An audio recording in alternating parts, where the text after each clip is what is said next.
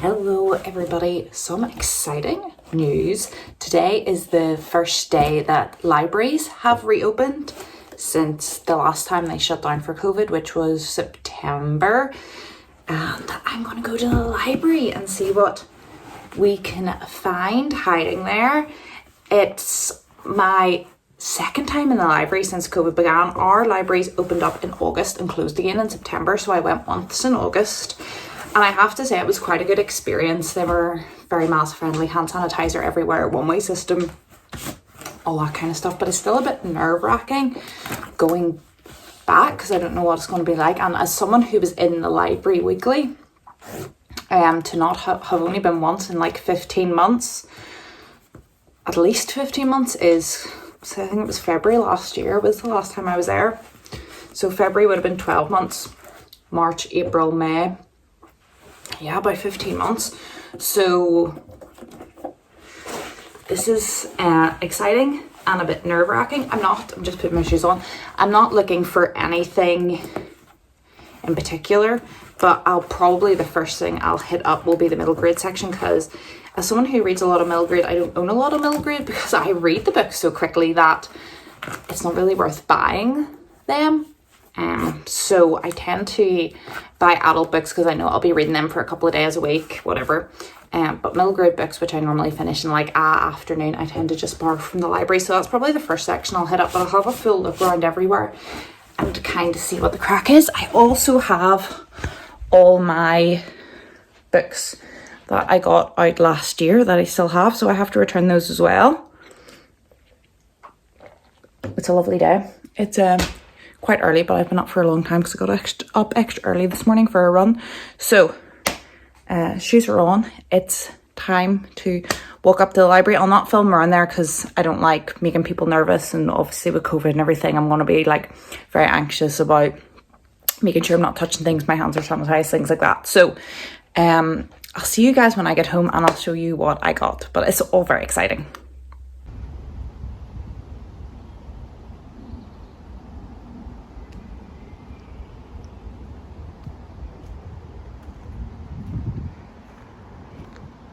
I am back.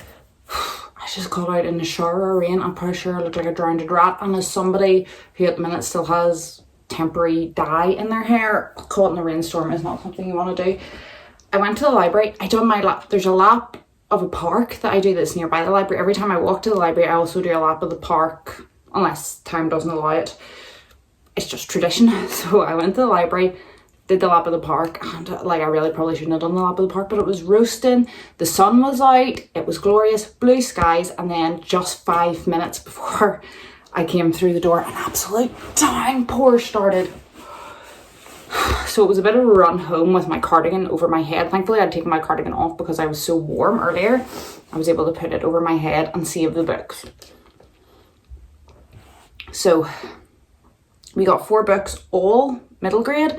I didn't want to get too many. I saw loads of books, but I didn't know how the library was operating. So our library allows you to take 9 books at a time. It's 6 and then 9 for a gold member. I'm a gold member, and you can have 9 at a time. I had 6 out previously and I returned them, but they're not allowed to scan them, touch them or anything for 3 days. The books that you return have to be quarantined for 3 days.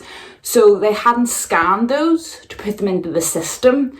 So they're still technically on my account until they've sat for 3 days, and then they scan them and registered them as returned. So I was like, well, I've had 6 books out, they're still on my account. So if 9's the max, I can only take 3. But I thought I'd chance my arm with 4 and it let me take 4. And the girl said that they've doubled it. So if you could have 9, you can now have 18 to allow you to take 9. And then when you return the 9, take another 9.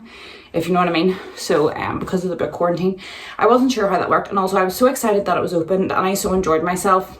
I was like, yeah, I'll come back next week. I'll just take enough books just to do me for a short while, and then it's an excuse to go back sooner because I really enjoyed it. It was a nice wee trip out. It was nice to see everybody. It was nice to get the walk. So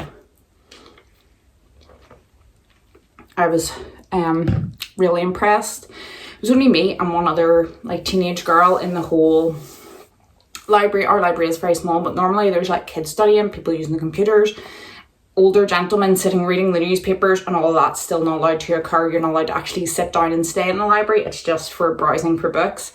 So it was just the two of us in the library and the two library assistants, and it was really nice just to get talking to people and get out. Sanitizer everywhere, masks, distant one-way system, so it was really good. But I want to show you the 4 books that I got. I didn't look at these too in depth because I didn't want to spend too much time in the library, just not knowing how the system worked, and also I didn't want to be picking up loads of books and looking at the blurb and then putting them back on the shelves.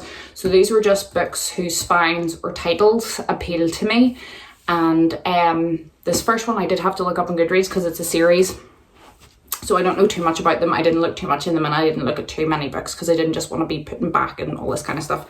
So the first one is Arushan and the End of Time. This one, this was a new series. They had 3 or 4 of these books, and it's a series that I have not, a middle grade series that I hadn't seen in the library. I was like, so I've got to take the first one home and just try it. I've no idea what it's about. And I just had to type the title into Goodreads to see which one was the first book, because it doesn't say on the spine, and I didn't want to lift them all out and read the blurbs to see which one was the first book. So I Goodreads it. It's got a recommendation on the back from Rick Riordan. It says, has everything I like: humor, action, great characters, nothing mythology. So that sounds good. Arusha has messed up. Desperate to impress her snooty schoolmates and embarrassed to be living in the museum where her mother works, she lights the cursed lamp of Ararata, I'm gonna say. It can't actually be cursed, can it? After accidentally freeing an ancient demon and freezing her classmates and her mother in time, Aru must fix things before the ancient god of destruction is awoken, accompanied by a wisecracking pigeon and her long-lost half-sifter. She must find the reincarnations of the 5 Pandava brothers and journey through the kingdom of death. How is one girl in Spider-Man pajamas meant to do all that? So that actually sounds really good. And hopefully, if it's based on mythology, it'll be really interesting to learn about mythology of a different culture that I'm not really high up in, and hopefully I'll learn something about it. So that sounds really fun. Here's a little... it was inspired by stories her grandmother told her and her all-consuming love for Sailor Moon. Okay. She lives in Georgia and says y'all, but she doesn't have a southern accent. Okay. Interesting. Rushani Choisky is the author, so we'll see. If anyone has heard of this or read the series, let me know. The next one I picked up was Ricks by Alex Gino. I have George by Alex Gino, and I really enjoyed it. That was about a transgender child. I'm not sure what Rick is about. It seems to again be some sort of LGBTQ representation. Judging by the cover, Rick's never questioned much. He tagged along with his best friend Jeff. Even when Jeff acted like a bully, he let his dad joke with him about girls, even though it makes him uncomfortable. Everyone around him seems to think they haven't figured out, but the truth is, Rick hasn't even given his own identity much thought. Now Rick is in middle school, and it's a place of new possibilities.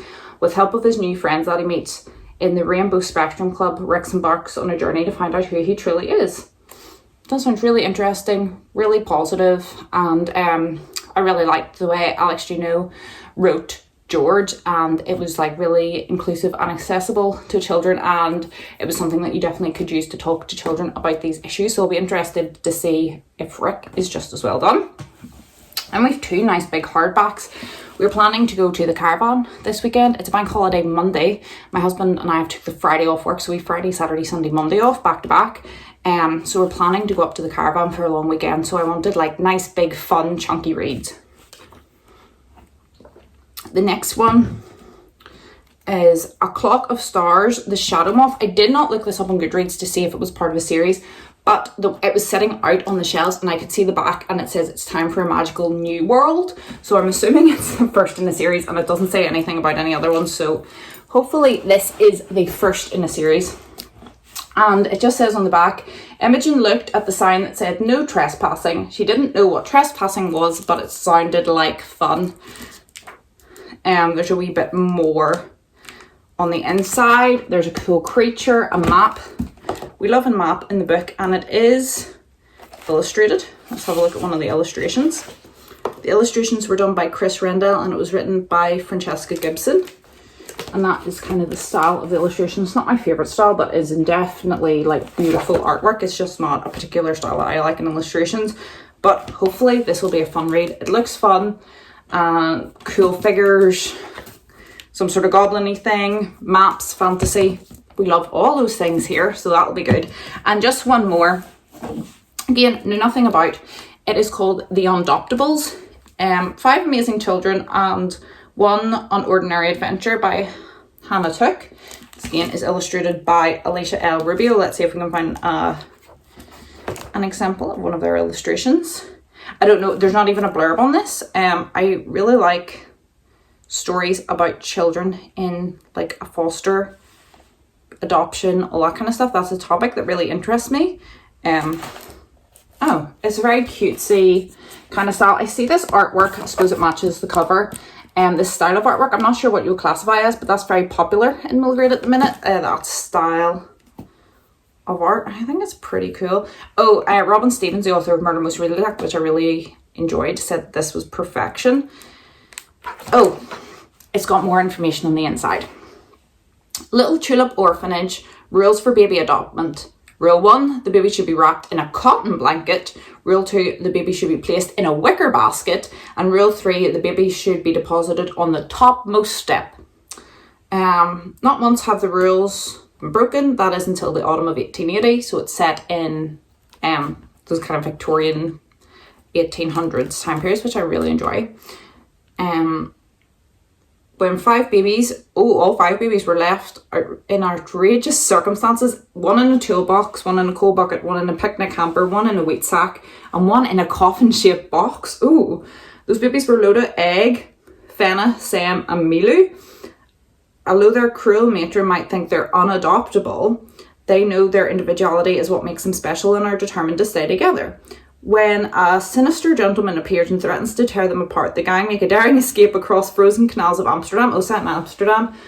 But is their real home and their real family closer than they realise? So that sounds really fun. And again, that's a time period I really enjoy as well, which I didn't know about, but that foster care and adoption stories are something that I really love. And I really love that like kind of chosen families of like misfits as well. So we have the Unadoptables. We have Clock of Stars, The Shadow of Moss. So hopefully that's the first in the series. I'll have to look that up. Rick by Alex Gino. And The End of Time. So that's our little small-ish library haul, but I think it will be plenty for what I need. And it also gives me the opportunity, I'll finish these pretty quickly and get back to the library soon, which is what I was kind of going for. I hope you all enjoyed my little quick video and my excitement at getting back to the library finally. I hope you all have a good week. I hope you're all staying happy and healthy and safe, and I'll see you guys in my next video. Goodbye.